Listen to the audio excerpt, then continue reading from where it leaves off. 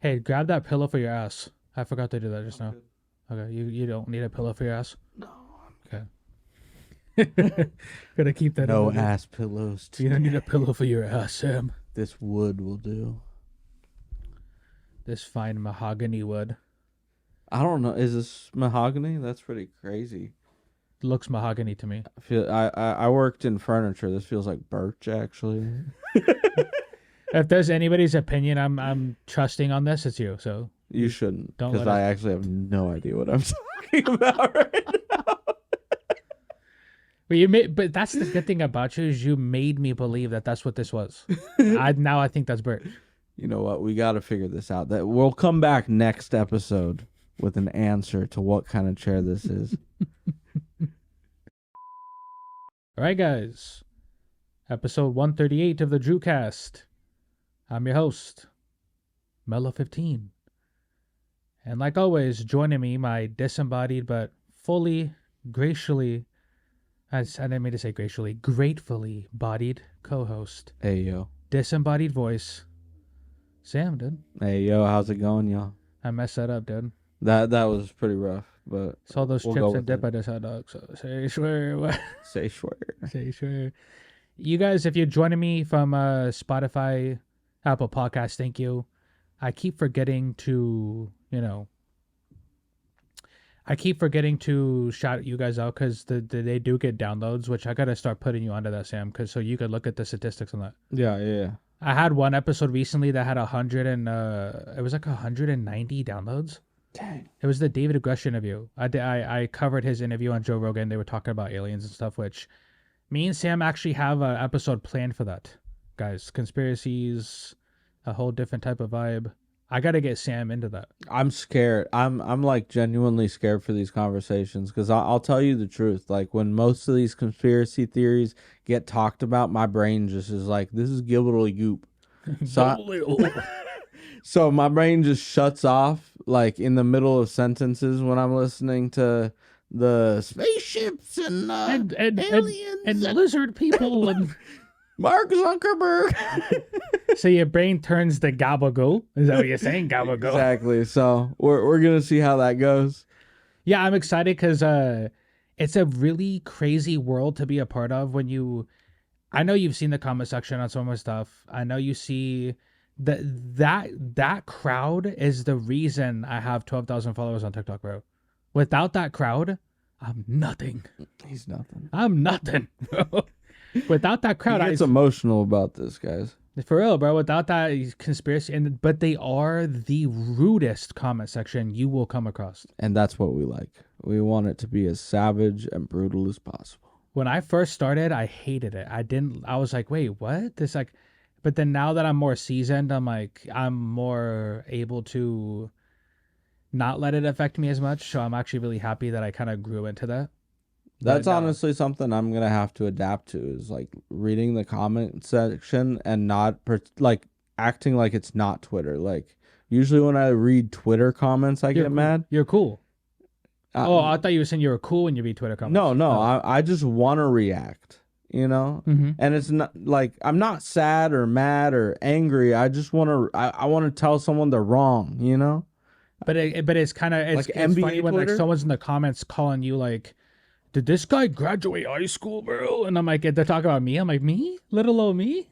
What were you saying though? No, I'm saying, don't worry about it. Oh no, because it's true though, bro. Like when you're reading Twitter comments, I get lost in them because they're not about me. Yeah, it's toxic, bro. I like being toxic. I feel like I'll be toxic with the comment section temporarily.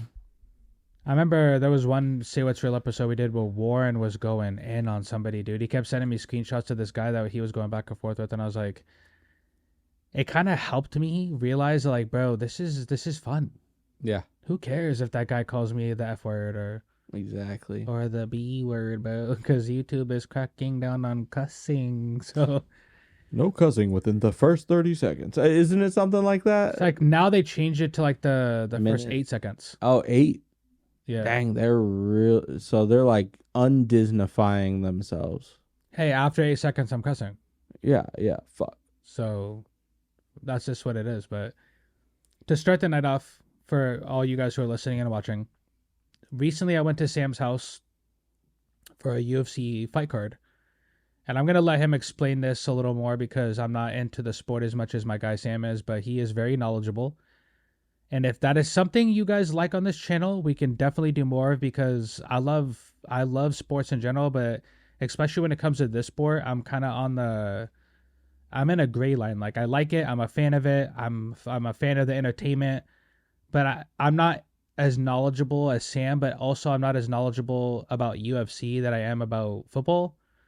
So, but it was fun. I went to his house. He opens the door. This guy's a huge ass dog, by the way, and he said it wasn't huge, but my guy Jackson's huge, Mid-size. probably the biggest lab I've ever seen. But that's why I asked you if he's like, does he eat GMO like food? Does he have steroids? Because this guy was huge. His dog was huge. He barely eats, which is crazy. He's like 85 pounds. Like I've seen a lot of like golden retrievers that are like 115. I've seen 160-pound golden retrievers, bro. Maybe he was longer than most labs then. He's tall. He's tall, but he's not like burly, you know? I remember I felt like I was the uncle that like you have to tell like, hey, don't give my kids beer when you come over. Because when I gave him the rib ones, Dude. I felt like the uncle that like completely disregarded what the parents want for their kids. I'm like, hey, give me. Don't tell your mother, you know? Here's some candy. Have a beer. Have a beer. You're only 16. It won't hurt you. But, you know, by the way, I already told you this, but thank you for hosting that night. Of course. It was fun, man. So you had hyped me up. This guy hyped me up about Volkanovski, dude. And I'm gonna let you take over, Sam, for the people who are listening and watching who might not be into UFC or MMA as much. Like, how can they get into it? And like, where would be a good starting point, right? Like, where would you suggest people who are new to this sport? Like, where would be a good? I mean, honestly, I don't expect anyone to care about UFC as much as me. Like, I'm addicted to this shit, you know. I understand how cringe it can be sometimes too. So, like, with me, I would recommend just like find a couple of fighters that are interesting, that have interesting fighting styles. But at the end of the day, like fighting is like WWE with real fights, you know? Mm-hmm. Like it's all these personalities just clashing, you know? You get someone like Colby Covington, who's just this absolute brutal asshole. He's a MAGA boy, huh? Yeah, he's a MAGA boy. He pretends Trump. He says, "I'm Trump's favorite fighter." You ask him anytime, I'm his favorite fighter. Trump's not saying that. Yeah, just because you wear a MAGA hat, bro. Although that George Washington outfit was kind of crazy. That was kind of fire, low key. That's one of my favorite things about MMA is the entertainment aspect. That's what got me into the sport. Connor, I always tell you this, but Connor got me into it. I like the way he talks to people. I like the way he just carried his stuff. I was a fan of that, bro. Like I was telling Andrew, like when I really started becoming a UFC fan was like, so I always had watched the sport like in and out, you know, but around 2020, I fell in love with Israel Adesanya and his rise. The Kelvin Gastelum fight just brought me to another level. I became addicted to the sport after that fight. Like all I could do was research more about UFC. You know? We just watched that fight too. It was fire, dude. Yeah, it's a crazy fight. But then I was telling him, like, as much as I loved Israel Adesanya and his rise, I dislike him very much now.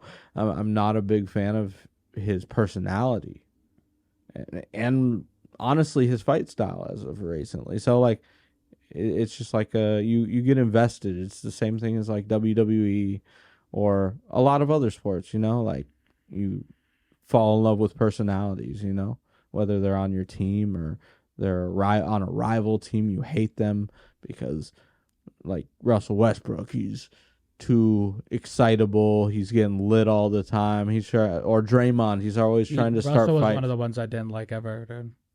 Russell Wilson? No. I thought you meant Russell Westbrook. I did. Yeah. No, Westbrook was just always. He's a good athlete, good, very talented basketball player. He's just there's just certain things that he did. Even like, he gets into fights with fans a lot.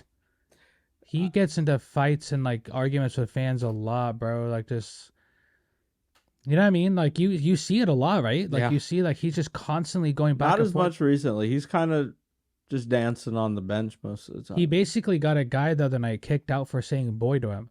He definitely loves to pick a fight with fans, dude. He'll go to other teams' arenas and say, like, dude, imagine how many people he gets kicked out in Boston every night. Like, they probably even can't even show the highlights. Because he probably gets a lot of people kicked out. Yeah, he's like, those 8 people right there, they said something crazy, send them out. Yeah, he definitely, like, he's undefeated versus old white dudes, bro. Yeah. Yeah, I could agree with that. Versus old. So, who's your favorite UFC fighter of all time? Charles Oliveira. Oh yeah, Yeah. you did tell me that earlier. Yeah, he's. But there's people who are listening who don't know. So Yeah, exactly. So Charles, I don't know why he had a crazy long winning streak before he won the title. There was a point where everyone called him a quitter. Like, he tapped out due to strikes once, which isn't something normal. Like, he like legit quit on the mat because he was getting hit so much. He just so in the middle of him getting like someone was striking him, he just tapped out. Yeah, he tapped out. So people were calling him a quitter, even when he was a champion. Jeez, so he went on a 12-fight win streak after he went to lightweight, and then he gets the title. And it was after Khabib had retired. So everyone was looking for a new guy to replace Khabib, obviously. Yeah. And everyone was crowning Dustin Poirier the champion of the world. Everyone was like, yeah, now that Khabib's gone, there's no one that's going to compete with Dustin Poirier. But Charles, he ended up getting a title fight because Dustin and Conor were going back and forth having their quadrilogy or whatever. Didn't Conor lose to him? Yeah, twice in a row. Yeah. So that was around the same timeline. So obviously, if you're Dustin Poirier, you take the money, right? But Charles versus Michael Chandler, the newcomer, knocked out one of his opponents very early in the first round. So they get to Charles and this new guy get to fight that had been from another organization on a crazy win streak, longtime champion of this other organization. So Charles, he knocks this guy. He loses the first round pretty convincingly and then immediately knocks out Michael Chandler in the second round. It's one of the craziest comebacks. The first round, Charles, who's the all-time leader in UFC finishes.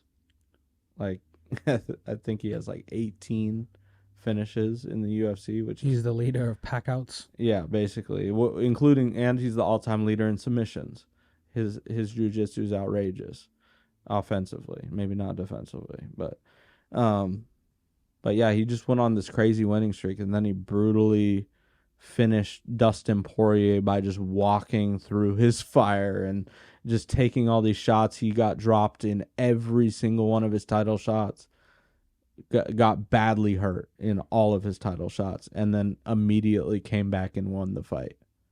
Like in the same round or against Dustin, he just broke him down over 4 rounds and choked him out like on his back. It was crazy. Crazy run. Wow. I think one of the reasons I kind of slowed down on liking MMA at one point was because I told you this before we started filming. I had a stalker of mine who actually almost got me fired from work. Right. And he was somebody who had trained BJ Penn. Like, I seen the tape, I saw the pictures. And imagine like Conor McGregor's trainer is like stalking you at your job, or BJ Penn. BJ Penn's a known name in MMA. Hey, at least he had a crazy fall off if you hate him. No, I mean, to me, like, his stuff was never that good. And I won't say him by name because I don't really want to give him too much more light than I've already given. I've kind of spoke about it before, but I haven't. But basically, there was a guy who was training BJ Penn and some other fighters. I meet him at a tattoo shop. He wants me to go on his podcast because the tattoo guy was like my friend who was like, hey, Andrew has a podcast too. So we're kind of like showing each other stuff. His stuff wasn't that good. His audio sucked and his video sucked. Right? And you guys watch us. Our stuff doesn't suck. Unless you watch my TikTok, then I had some pretty shitty video. They don't suck. So I kind of was like trying to be nice, like, oh yeah, I'll hit you up. I never did. And then years later, he sees me at work, starts flipping me off, starts doing all this crazy stuff, talking hella crazy to me. And I'm like, wait, what? Why? And then he one time he straight up said like, oh, we were supposed to podcast together, but he thinks he's too big, and he thinks which I never said that. I just kind of did the whole nice, okay, yeah, right. And he ends up becoming my stalker, but I just think it's funny. I think it's funny that somebody who trains other grown men to fight, when it came down to it, wouldn't fight me. You think you would have beat him? I don't think I would, bro, but I wasn't scared to challenge him. I did challenge him. That's actually what almost got me fired. I was challenging him. I was like, hey, I'm sick of you stalking me. I'm sick of you showing up to my work threatening me.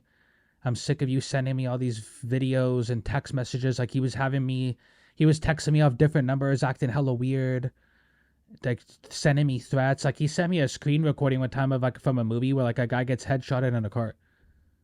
I mean, it just gradually became worse, and to the point where one of the last times I saw him, I was like, "Hey, bro, I'm sick of you threatening me. Let's just do it." And he wouldn't do it.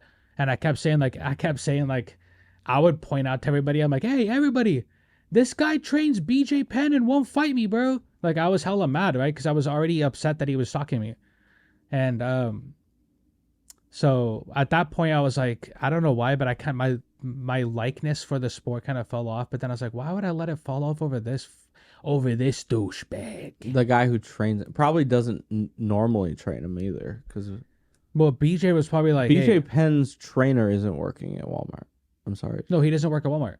Oh, he was just a customer. Oh, yeah, like he was somebody that I met at a tattoo appointment because he was friends with my friend who does tattoos. You know, long story short, he hadn't podcasted in hella long, by the way. So right after this whole thing transpires and I'm starting to get investigated and all this other dumb shit, he starts to upload stuff onto his Spotify, and he uses my picture as his Spotify episode cover.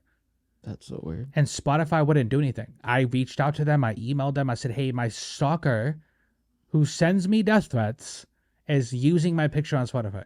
That's wild. And Spotify was like, well, there's nothing we can do because of freedom of... There's something about like free use. And free use. Yeah, and so like I told him, I said, but this guy's threatening my life. What you doing? What you doing, Spotify? Come on, free use for that, but no NBA clips. Come on. This is garbage, but I could look back on it now. He hasn't bothered me in a while, and I don't even know if he watches this, but if he does, how you doing? How you doing? How you doing? If he didn't do anything before, you definitely not anything now. But you know, I mean, that'd be crazy if I die next week and Sam can take over my spot. I don't know how we'd start that, but hey. No, I trust you, bro. You just take over if I die. I need your logins then. Yeah. Emily, what's the password to his Podbean, dog? I don't know. He podcast? I didn't know he had a podcast. Everybody that knows me that you try to get this stuff from. Andrew had a podcast? What? Andrew does YouTube? I had no idea. That was our boss today, bro. I was looking at one of our clips. In front of her, man? Not purposefully. I was trying to upload it, and she just popped by. And she was like, what's that? Why are you uploading Andrew's face, bro? And I said... I do worse, but I literally upload full episodes at work. Yeah. Like on YouTube. So, you know what I mean? Like, hey, do. What you do? When you've been at a place so long like that, like, you could do what you want, dude. I agree. I've put so many I feel years... like I've been doing what I want since before I got there.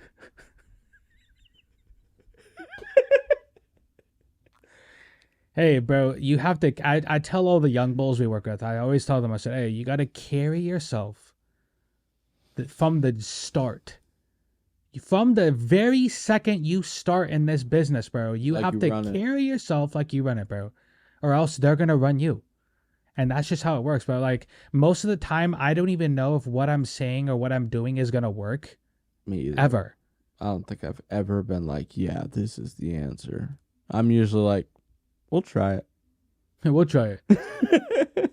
But hey, I mean, like I said in the beginning of this episode, guys, if you like this type of content, you guys, I want to start giving Sam more of the.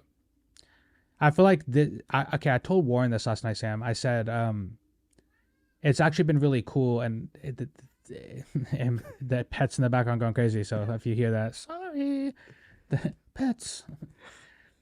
I told Warren, I said it's cool because like Sam's like super collaborative with what we do. He takes initiative with like clips. He takes initiative with just everything. Like it's cool, and so I want to start doing more stuff like this because this is stuff that Sam's into, right? So I don't want this to be just a full like Andrew's. You guys know for the last like 5 years, it's been the Andrew show. Like literally, like it's been like what I want to talk about, and a lot of that stuff gets good views, but. You know, when you know that someone likes something the way you do when it comes to MMA, it's hard to not love somebody else's love for something. And it's the same thing. Like, I want to learn more. Like, I wish I knew more about football. So you can be my collaborator on that. That too, but next week we're gonna try to dip our feet into the alien stuff. No, because that is actually one of the. Earth. Listen, I've gone so far. I've gone so far into the rabbit hole. Like sometimes it scares me how deep I've gone. I know that's pause, by the way, Braden. If you're watching, pause, because he would probably say that too. So name drop. Where's the counter? What? I mean, point where the counter is. He's gonna be like ding ding ding ding ding ding ding. This guy's getting free promo. Won't even TikTok, bro, and he's the best TikTok dancer I know. He needs to, yeah, dude. If guys, we have a mutual friend named Braden. He's Chris Breezy, dude. I feel like he's Chris Breezy. He's that good. There's some moves he does with his feet that do not look natural. Like they look just like. It's like, bro, what? Like Leo from Wolf of Wall Street at the wedding dance, just like where'd you get that from, dude? It's crazy. But to end the night off, we're going to talk about Madam Web. I know we're going to go from people getting beat up to a movie getting beat up, but the reviews are in. Madam Web is getting destroyed online. And I'm going to say right now, not only will I never watch that movie because I'm a follower and not a leader, but I haven't watched it and I will not watch it.